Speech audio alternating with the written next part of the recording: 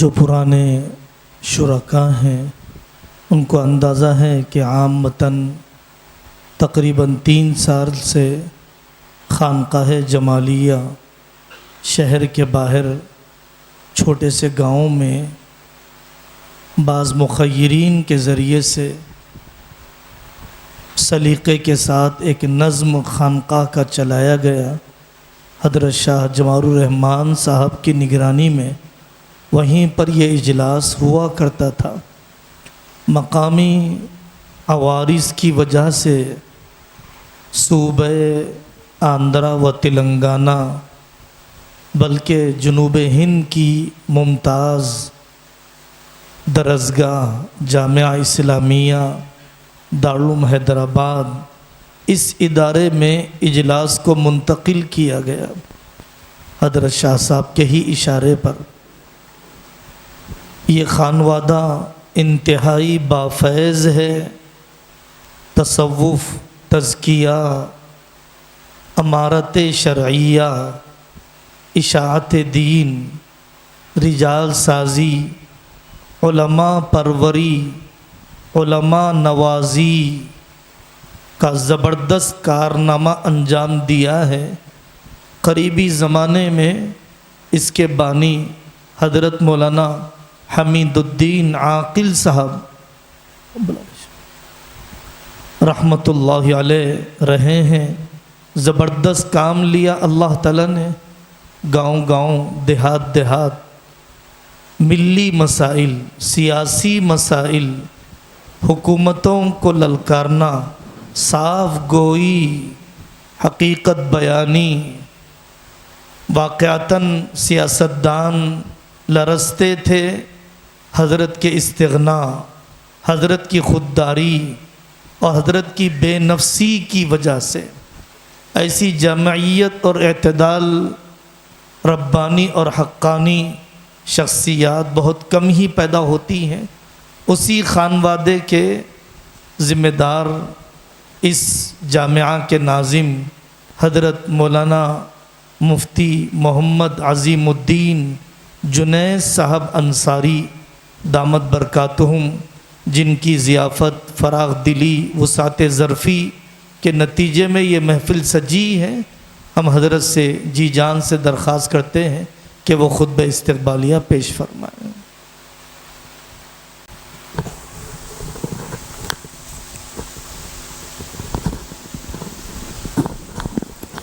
السلام علیکم ورحمۃ اللہ وبرکاتہ۔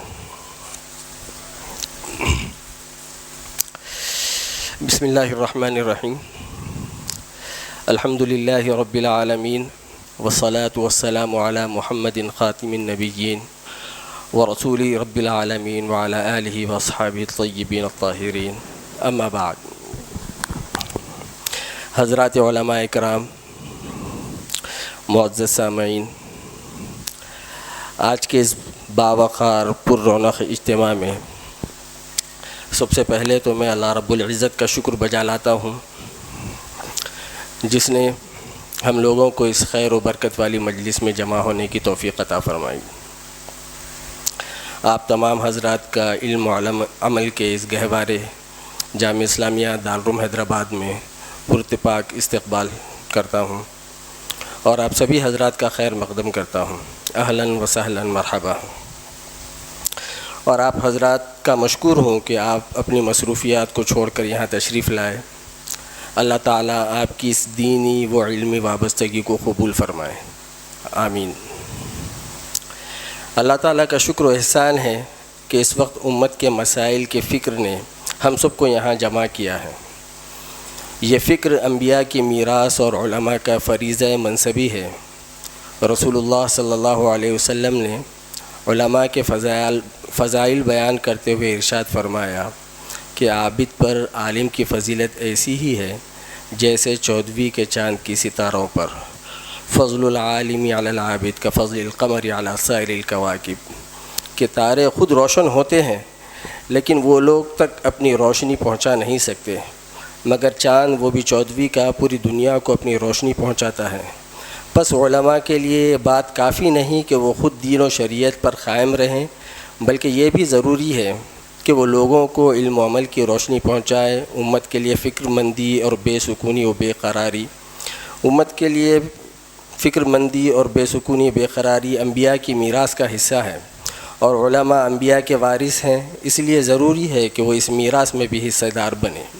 یہی وجہ ہے کہ علماء ہر دور میں اس درد دل کے سوداگر اور فکر امت کے شیدائی رہے ہیں۔ وہ نگاہ بلند، فکر ارجمند اور دل دردمند کے حامل ہوا کرتے تھے، اور اپنی بصیرت اور مؤمنانہ فراست سے نقش دیوار پڑھ لیتے تھے۔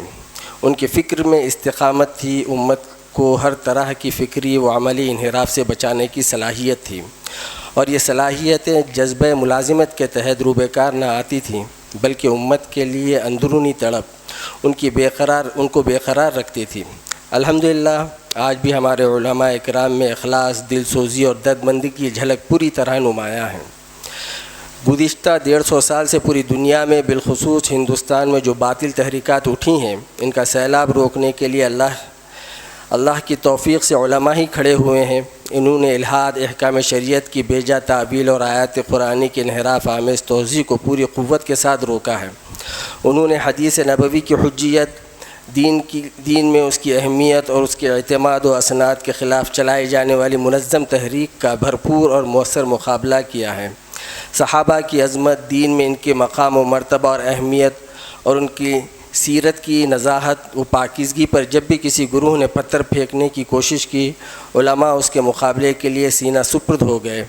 رسول اللہ صلی اللہ علیہ وسلم کی ختم نبوت پر حملہ جس گوشے سے بھی ہوا ہو اور جس عنوان سے بھی کیا گیا ہو، علماء نے اس کا مقابلہ کرنے اور ناموس نبوت کی حفاظت کے لیے کرنے کو اپنے جگر پاروں کے رگے گلو کی حفاظت سے بھی زیادہ اہمیت دی ہے۔ مسلمانوں کو جب بھی دعوت ارتداد دی گئی، خواہ یہ آریہ سماجیوں کی طرف سے ہو یا عیسائیوں کی طرف سے، اس کی مزاحمت اور اسلام کی طرف سے مدافعات کو علماء نے اپنی سب سے بڑی ذمہ داری سمجھا، اور اس راہ میں پھانسی کے پھندوں اور قید و بند کی زنجیروں کو بھی خاطر میں نہیں لایا۔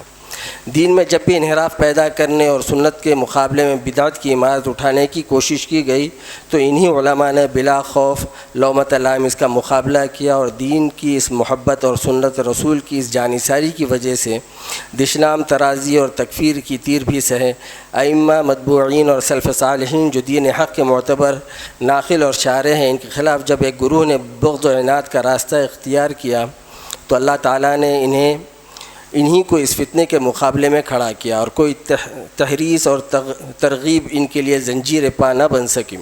احکام شریعت کو جب بھی مجروح کرنے اور امت مسلمہ کو اس سے محروم کرنے کی کوشش کی گئی، علماء نے ہی اس فتنے کی سنگینی کو محسوس کیا اور اس کے مقابلے کے لیے امت کو للکارا۔ اس کے علاوہ جو لوگ غریبوں کی جھوپڑیوں میں علم کا چراغ جلاتے ہیں اور شہر کی رونقوں سے دور قریوں اور دیہاتوں میں علم کا آب حیات پہنچاتے ہیں، وہ یہی علماء ہیں۔ آپ کے زیر انتظام دینی درسگاہیں چل رہی ہیں۔ یہ درسگاہیں نہ صرف مسلمانوں کو دین و اخلاق اور تہذیب و تمدن سے آراستہ کرتی ہیں، بلکہ ارتداد اور بے دینی سے ان کی حفاظت بھی کرتی ہیں۔ اس کے علاوہ آج مسلمانوں میں جو کچھ سماجی اصلاح کا کام ہو رہا ہے، حلال و حرام کی فکر پائی جا رہی ہے، اور دینی حمیت اور ایمانی غیرت باقی ہے، وہ آپ جیسے علماء کی کاوشوں کا نتیجہ ہے۔ الحمدللہ آج عالمی سطح پر اسلام کو بدنام کرنے اور مسلمانوں کو رسوا کرنے کی کوشش کی جا رہی ہے۔ کمیونزم کے زوال کے بعد مغرب نے یہ محسوس کر لیا ہے کہ اسلام ہی اس کا سب سے بڑا رقیب ہے، اور سرمایہ دارانہ نظام کو اب صرف اسلام سے مقابلہ درپیش ہے۔ اس لیے آج اسلام پر ہمہ پہلو یلغار کی جا رہی ہے، اور اس کے لیے ہر طرح کی تلبیس و تحریف کا راستہ کھولا جا رہا ہے۔ اس پس منظر میں علماء کی ذمہ داریاں بہت بڑھ گئی ہیں۔ آج اس فتنے کے مقابلے کے لیے روح صدیقی مطلوب ہے، جو علمی رسوخ اور بھرپور دینی حمیت کا بہترین امتزاج ہے۔ ضرورت ہے کہ موجودہ دور میں ہم اس جانب متوجہ ہوں، ہم اسلام پر ہونے والی عالمی یلغار کو سمجھیں، ہم اپنے بزرگوں کے اسوے کی روشنی میں اپنے لیے شاہراہ عمل تجویز کریں، ہم اسرار شریعت کا مطالعہ کریں، اور اسلام کو انسانی فطرت اور عقل سے ہم آہنگ کر کے اس کی معنویت اور انسانیت کے لیے اس کی ضرورت و افادیت کو واضح کریں، جیسا امام غزالی نے احیاء العلوم شیخ الاسلام عز الدین عبدالسلام نے مصالح الاحکام، سید الطائفہ حضرت شاہ ولی اللہ صاحب رحمۃ اللہ علیہ، حجت البالغہ اور حکیم الامت حضرت مولانا اشرف علی تھانوی رحمۃ اللہ علیہ نے المصالح العقلیہ اور الانتخابات المفیدہ، اور علامہ سید سلمان ندوی نے عرض القرآن اور اپنی دوسری بیش قیمتی کتابوں کے ذریعے یہ خدمت انجام دی۔ ہم اس پہلو سے اسلام کا مطالعہ کریں، اس کی ترجمانی کا حق ادا کریں اور امت کو تشکیک کے فتنے سے بچائیں۔ تربیت الفضلاء کے عنوان سے یہ ہمارا اجتماع ایک طرف ہمیں انشاءاللہ خود احتسابی کا موقع عنایت کرے گا، ہمیں اپنے فرائض کی طرف متوجہ ہونے میں مددگار ثابت ہوگا، جذبہ عمل کو ابھارے گا، اور دوسری طرف آپ کی اجتماعیت سے امت میں بھی وحدت پیدا ہوگی، اپنے بزرگوں اور اسلاف پر آپ کا اعتماد بڑھے گا، پھر علماء میں پرانی نسل اور نئی نسل کا رشتہ استوار ہوگا، اور بزرگوں کا اخلاص، ان کا تجربہ اور خردوں کا جوش عمل دونوں مل کر سفر کو آسان بنائے گا۔ وما ذالک علی اللہ بعزیز۔ بہت ہی قابل مبارکباد ہیں ہمارے نوجوان عالم دین حضرت مولانا مفتی ابوبکر جابر قاسمی صاحب دامت برکاتہم کہ وہ مختلف طبقات کے لیے اس طرح کا اجتماع منعقد رہتے ہیں۔ اللہ تعالیٰ نے اس کام کا اچھا تجربہ دیا ہے، وہ اخلاص تواضع کے ساتھ اس کام کو منظم انداز سے کر رہے ہیں۔ اس عظیم کام پر میں ان کو اور ان کے رفقا کو دل سے مبارکباد پیش کرتا ہوں۔ اللہ تعالیٰ ان حضرات کی محنتوں کو قبول فرمائے، مقاصد میں کامیابی عطا فرمائے، مزید ہمت اور حوصلہ عطا فرمائے، آمین۔ یہ حقیر حضرت مفتی ابوبکر جابر قاسمی صاحب اور ان کے رفقا کا بےحد شکر گزار ہے کہ انہوں نے جامعہ اسلامیہ دارالعلوم حیدرآباد کو اس اجلاس کی میزبانی کی سعادت بخشی۔ یہ ادارہ اپنی عمر کے 50 سے زائد بہاریں دیکھ چکا ہے۔ اللہ تعالیٰ کا شکر ہے کہ اس عرصے میں یہاں سے جو علمی و تحقیقی کام ہوا وہ متنوع نوعیتوں کے ہیں اور ہزاروں صفحات پر پھیلے ہوئے ہیں۔ یہاں سے جو طلباء فارغ ہوتے ہیں وہ عموماً درس و تدریس، تصنیف و تالیف، فتاوی نویسی، وہ محکوم قضا اور سماجی و سیاسی میدان سے وابستہ ہوتے ہیں۔ وہ مسلمانوں میں کام کرنے کے ساتھ ساتھ برادران وطن میں بھی حکمت کے ساتھ دعوت دین کی خدمت انجام دے رہے ہیں، اور ادارے کے فضلاء کا فیض بحمدللہ ہندوستان کے علاوہ امریکہ، برطانیہ، جنوبی افریقہ وغیرہ تک وسیع ہو چکا ہے۔ ادارے کے لیے شرف کی بات ہے کہ دکن میں پہلی مرتبہ درس نظامی کے مطابق دور حدیث کا آغاز ہوا۔ اسی ادارے میں سب سے پہلے شعبہ افتاء کا قیام عمل میں آیا۔ فی الحال ادارے کے تحت ریاست تلنگانہ اور بیرونی ریاست 22 شاخیں کام کر رہی ہیں۔ شہر حیدرآباد میں لڑکیوں کے لیے 2 ادارے قائم ہیں جن میں ابتدا سے فضیلت تک کی تعلیم کا باضابطہ نظم ہے۔ آپ حضرات دعا فرمائیں کہ یہ ادارہ ان مقاصد کو پورا کرنے میں کامیاب ہو جن کے لیے اس کا قیام عمل میں آیا ہے۔ اللہ تعالی ہم سب کو اپنی مرضیات پر قائم رکھے اور دولت اخلاص سے سرفراز فرمائے، آمین۔